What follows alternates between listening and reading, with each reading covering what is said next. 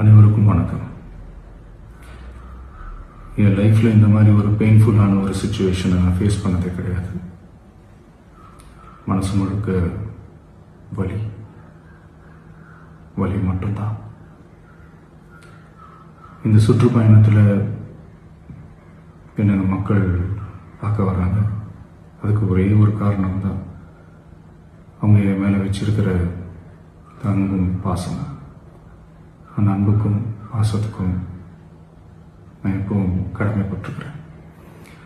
அதனால தான் இந்த சுற்றுப்பயணத்தில் மற்ற எல்லா விஷயங்களையும் தாண்டி மக்களுடைய சேஃப்டி, அதில் எந்த காம்ப்ரமைஸும் பண்ணிடக்கூடாதுன்றதுக்காக தான் அது என் மனசில் ரொம்ப ஆழமாக இருக்கும் அந்த எண்ணம். அதனால தான் இந்த அரசியல் காரணங்கள் எல்லாத்தையும் தவிர்த்துட்டு ஒதுக்கி வச்சுட்டு மக்களுடைய சேஃப்டி மட்டும் மைண்டில் வச்சுக்கிட்டு அதுக்கான இடங்களை சூஸ் பண்ணுறது, அதுக்கான இடங்களை பார்த்து பெர்மிஷன் கேட்கறது, போலீஸ் டிபார்ட்மெண்ட்டில் அதை ரிக்வெஸ்ட் பண்ணி கேட்போம்.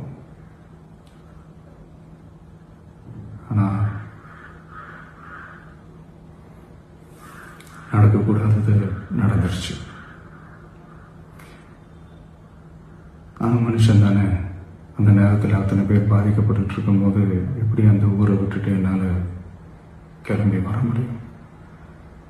நான் திரும்ப அங்கே போகணும்னு இருந்துச்சுன்னா அதை ஒரு காரணம் காட்டி அங்கே வேறு சில பதட்டமான சுச்சுவேஷன்ஸ், வேறு சில அசம்பாவிதங்கள், அந்த மாதிரி எதுவும் நடந்துடக்கூடாதுன்றதுக்காக தான் நான் அவாய்ட் பண்ணேன்.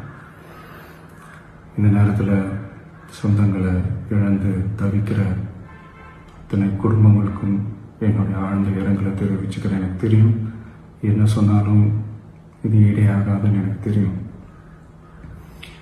ஹாஸ்பிட்டலில் ட்ரீட் பண்ணிகிட்ருக்கிற எல்லாருமே சீக்கிரமாக க்யூர் ஆகி வரணுன்றதை இந்த நேரத்தில் நான் வேண்டிக்கிறேன்.